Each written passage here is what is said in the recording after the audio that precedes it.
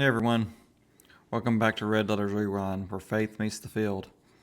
So what a weekend we had in college football and in sports in general. Some big wins and some tough losses. There was Mississippi State finally getting that monkey off their back, recording a win after 16 straight losses in the SEC. And then you had SMU shocking Miami, making that upset. You had Texas beating Vanderbilt. What about the Dodgers winning back-to-back World Series? But let's not forget about the losses too. Auburn, heartbreaking loss to Kentucky. Tennessee, not being able to make it over the hump against Oklahoma. And then you had Georgia Tech have their first loss against NC State. In the NFL, big injury to Jayden Daniels last night in the football game where he broke his elbow or dislocating his arm. So we'll talk about those and how to handle both sides of the ball, whether it be victory or defeat, in this week's Red Letters Rewind. Stay with me.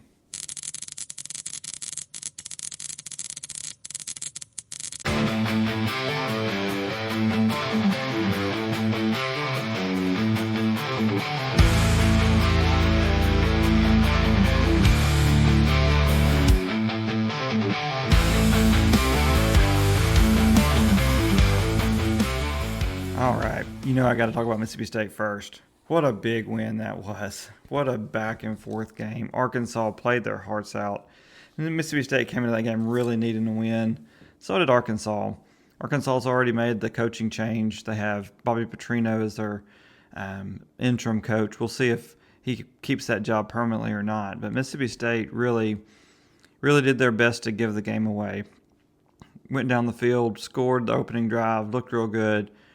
And then Arkansas's defensive line, they just handled Mississippi State's offensive line for the majority of the rest of the next two quarters, especially the end of the first half. And then coming into the second half, Blake Shapen goes down, and you're thinking, well, here we go. Got to bring in a true freshman quarterback. He comes in, leads the Bulldogs to 2 touchdowns out of 3 possessions. Looked really good running the offense.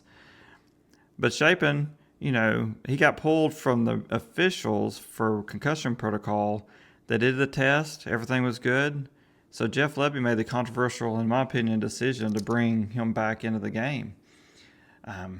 Huge questions. Fans on Twitter and myself and my group chat were talking about, why would you make that change? Blake Shapen went down with an injury. You're thinking probably wouldn't be 100%. Blake Shapen comes back in the game, immediately throws an interception. Social media was wild. They were questioning everything about Jeff Lebby.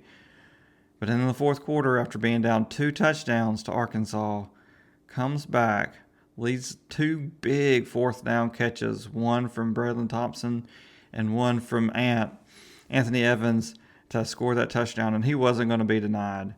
That would really look like a touchdown from back in the day, Texas Tech, when they scored in that game. So yeah, Mississippi State, huge win, got the monkey off our back. Those tough losses, man, 1 possession losses that we have really hurt right now. Can we get to 6 wins? We'll see. We play Georgia this week. Be a tough game in Starkville. Early game, maybe catch them on the ropes a little bit. And then we go to Missouri. Missouri is now down to their 3rd string quarterback. That's so tough for them. But they have a great running game. A really good offensive play caller, and their defense is playing really well. So we'll see if we can get that win. And then to the Egg Bowl, Mississippi State might be coming into that game looking to try to get to a bowl game. And Ole Miss, they'll be in that game looking to make the playoffs. It could be a huge momentum shift in the rivalry come the day after Thanksgiving. Again, another 11 o'clock game in Starkville. But we'll see. We'll see how the Bulldogs handle the rest of the season. If we can get to a bowl, that'd be great. I'd love to be able to go to a bowl game this year. But you can definitely see the improvement under Jeff Lebby in year 2 as Mississippi State's coach. Then you got Texas. Oh my goodness. Texas seems like their game against Mississippi State really woke them up. Arch Manning looks like a completely different quarterback. But that first play of the Texas game, it was so ironic, ran the exact same play as they ran against Mississippi State with basically the same result. Mississippi State tackled him inside the 10-yard line, but he went on to score against Vanderbilt. Texas gets up big in that game, only to let Vanderbilt try to make a game of it in the fourth quarter. Scored a late touchdown, got a 2-point conversion, and then did not get the onside kick. Barely went out of bounds. Vandy had a great chance to coming back and having a shot for a game-tying field goal, but ball goes out of bounds. Texas looking really good this year. I don't think they have a chance to make the playoffs. Too many losses, but really, we'll see. If Arch Manning continues to improve, he might actually live up to the hype that he had here in the coming into the season. And then the big win, SMU over Miami. SMU's first win over a top 10 team at home since 1974. That's right. Since before I was born, SMU has not beaten a top 10 team at home. And Miami, I was so high on them at the beginning of the year, into the middle of the year. And then they lost that game to Louisville and just haven't looked the same since.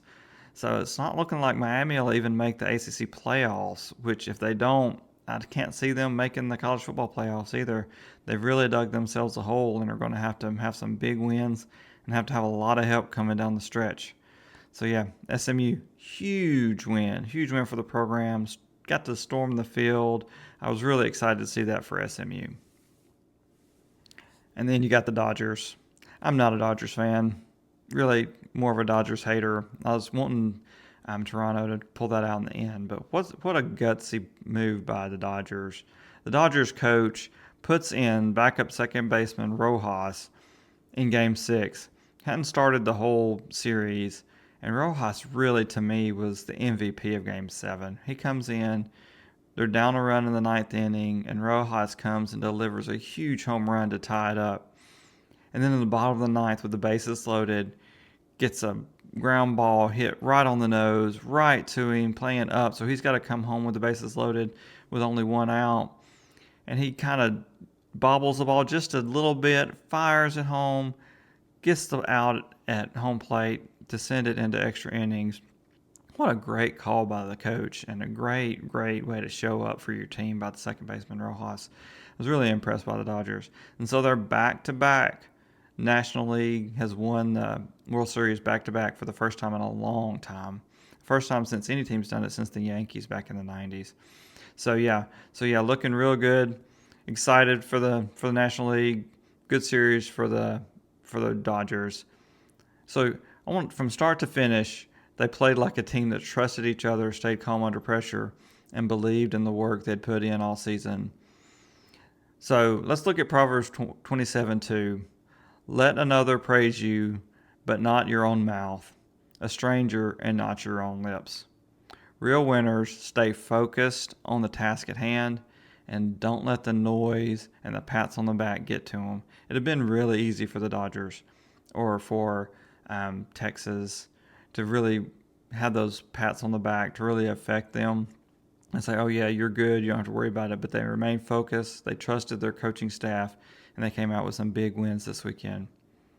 So when you're walking within God's purpose, your success will speak loud enough. You don't have to cause attention on yourself. Now, I celebrated all weekend. Not only did Mississippi State win, Man City also won their game against Bournemouth with a huge win. But for every victory, there's defeat.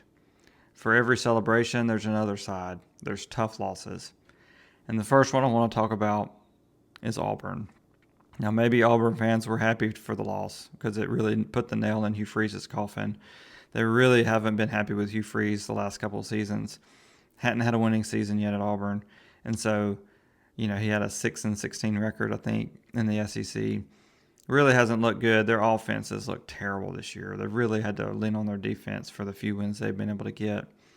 And so, yeah, Hugh Freeze is now out at Auburn. Like I mentioned in last week's episode, the coaching carousel continues to spin with another coach in the SEC being let go.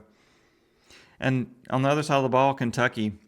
Kentucky, you'd call it a big win, I guess. They won 10-3. Nothing exciting really happened in that game other than two teams that neither one really looked like they wanted to win. But can Mark Stoops hang on to his job? I don't know. They have a few other games coming up to end the season. I think he's really got to pull out a couple more wins. I just think he's kind of led Kentucky to where he can, unfortunately for him. He's recruited okay. He's done okay. I just don't think the fans are going to be willing to really stick with him any longer in this age of college football.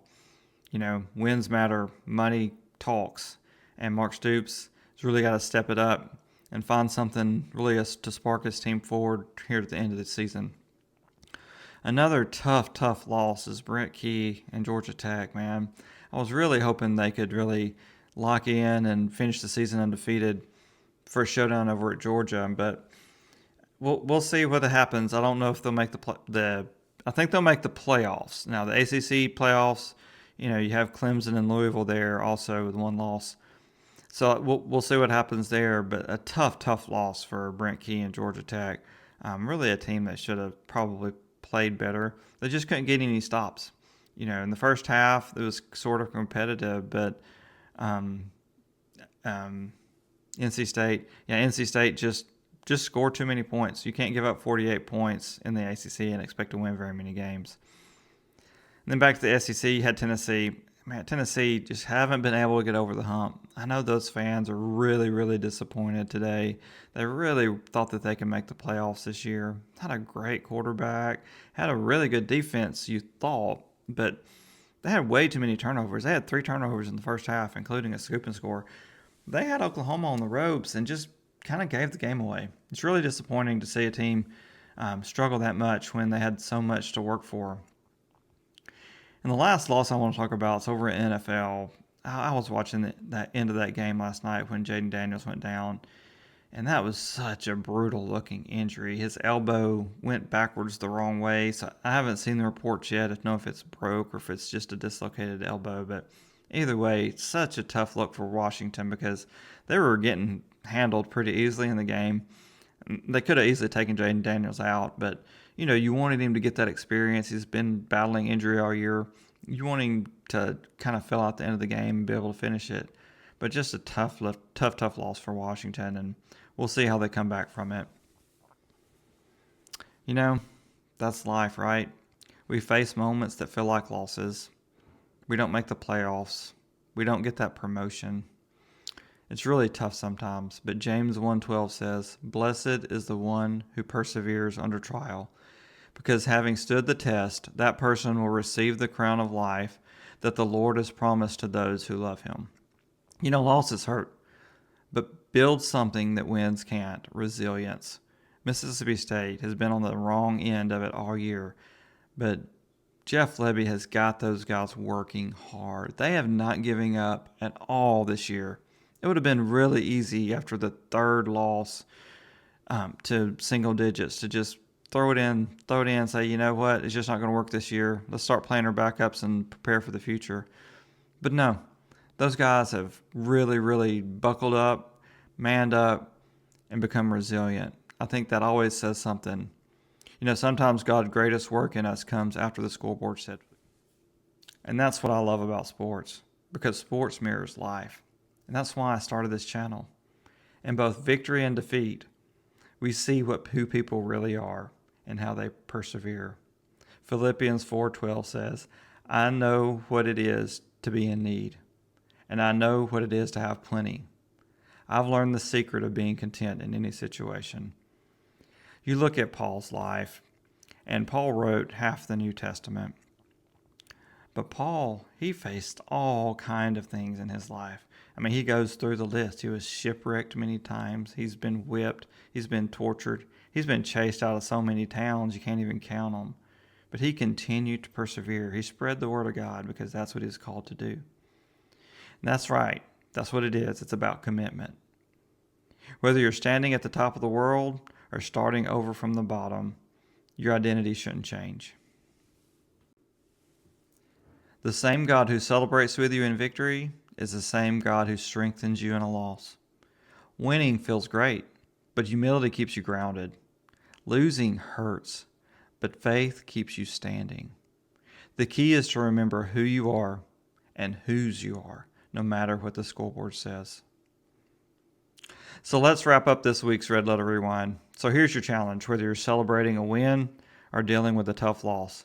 Stay humble, stay hungry, Stay faithful.